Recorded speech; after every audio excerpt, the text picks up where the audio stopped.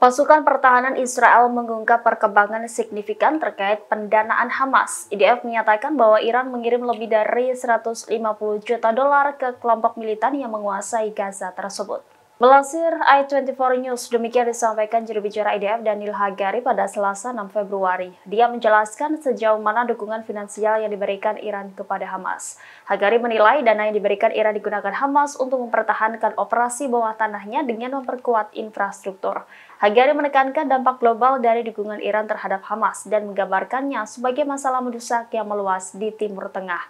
Adapun pengungkapan ini terjadi setelah operasi militer Israel baru-baru ini di Gaza, di mana tentara IDF menemukan sejumlah besar uang tunai yang ditujukan untuk Hamas. Tentara Israel menemukan rincian pembayaran Teheran ke Hamas antara 2014 hingga 2020. Selain dana besar yang ditransfer dari Iran, tentara IDF menemukan tas-tas berisi uang kertas 100 shekel yang ditujukan untuk Hamas, serta amplop-amplop yang berisi puluhan ribu dolar yang ditujukan untuk pemimpin Hamas Yahya Sinwar.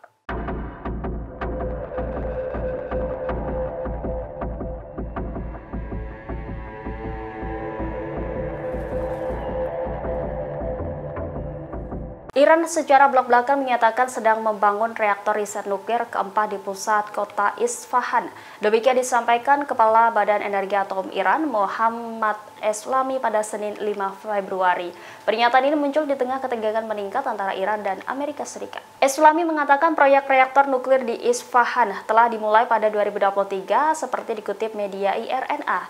Dia menjelaskan bahwa saat ini mulai proses pengecoran beton untuk pondasi reaktor. Kantor berita Iran tersebut menggambarkan reaktor baru berkekuatan 10 MW itu sebagai reaktor penelitian. Reaktor tersebut akan memiliki berbagai aplikasi termasuk uji bahan bakar dan bahan nuklir, serta produksi radioisotop, industri, dan radiofarmasi. Pusat Penelitian Nuklir Isfahan sudah memiliki 3 reaktor. Program nuklir negara ini telah dikritik secara internasional. Para ahli di luar negeri khawatir program ini akan digunakan untuk membangun senjata nuklir. Sementara itu, Iran mengatakan bahwa mereka tidak memiliki niat seperti itu dan bahwa program nuklirnya hanya untuk keperluan sipil. Diketahui Iran menghadapi serangkaian sanksi Amerika Serikat yang dimulai sejak Donald Trump menarik diri pada tahun 2018 dari kesepakatan internasional yang ditengahi pada tahun 2015 yang bertujuan untuk menghentikan ambisi nuklir Iran.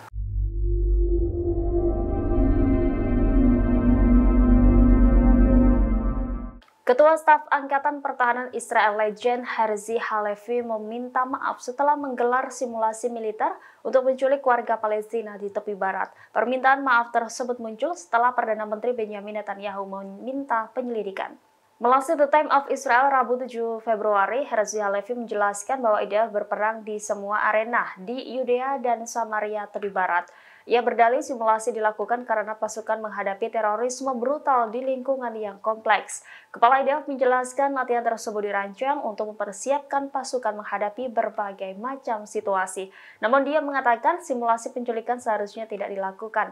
Dia pun meminta maaf kepada siapapun yang terluka setelah simulasi yang digelar pada Senin malam itu.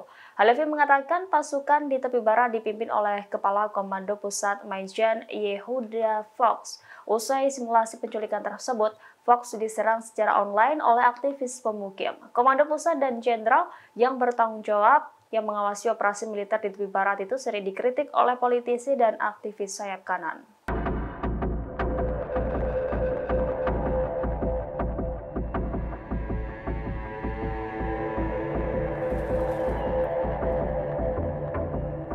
Spanyol dan Belgia kompak menyetop dukungannya ke Israel di tengah situasi kian memanas di Timur Tengah. Kedua negara tersebut menangguhkan ekspor senjata dan amunisi ke Israel. Dikutip dari Tribunnews.com, Menteri Luar Negeri Spanyol, José Manuel Albares pada Selasa 6 Februari mengumumkan negaranya berhenti mendukung Israel. Albares mengatakan Spanyol telah menangguhkan semua ekspor senjata ke Israel sejak dimulainya agresi ke Gaza pada 7 Oktober 2023. Dia menyebut agresi Israel membuat Spanyol menyadari pentingnya solusi adil dan permanen terhadap rakyat Palestina. Selain menangguhkan ekspor senjata, Albares juga menegaskan bahwa Madrid terus menyerukan gencatan senjata permanen dan segera di Gaza. Sebelumnya, pemerintah regional Wallonia di Belgia mengatakan pihaknya menangguhkan ekspor amunisi khususnya bubuk mesiu ke Israel. Langkah ini diambil setelah ICJ mengeluarkan keputusan bahwa Israel harus menghentikan genosida di Gaza. Demikian disampaikan Menteri Perumahan Belgia, Christophe Collignon.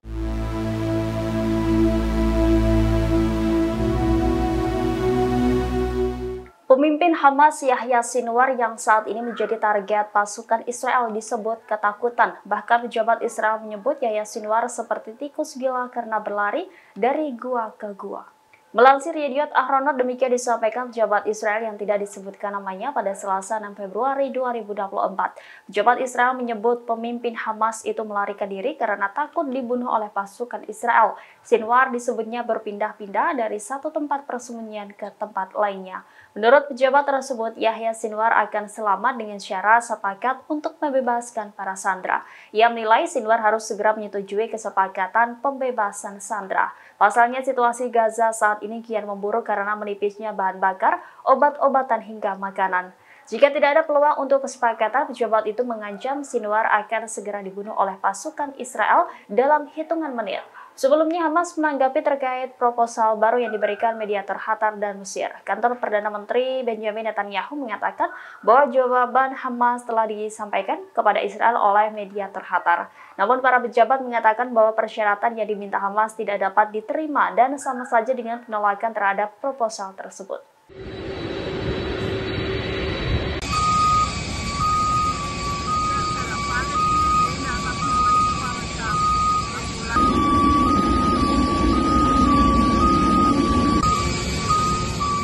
DPR Amerika Serikat menolak RUU bantuan untuk Israel karena tidak diajukan dengan itikat baik. Dengan demikian, bantuan senilai 17,6 miliar dolar Amerika Serikat atau setara dengan 276 triliun rupiah batal dikirimkan ke Israel.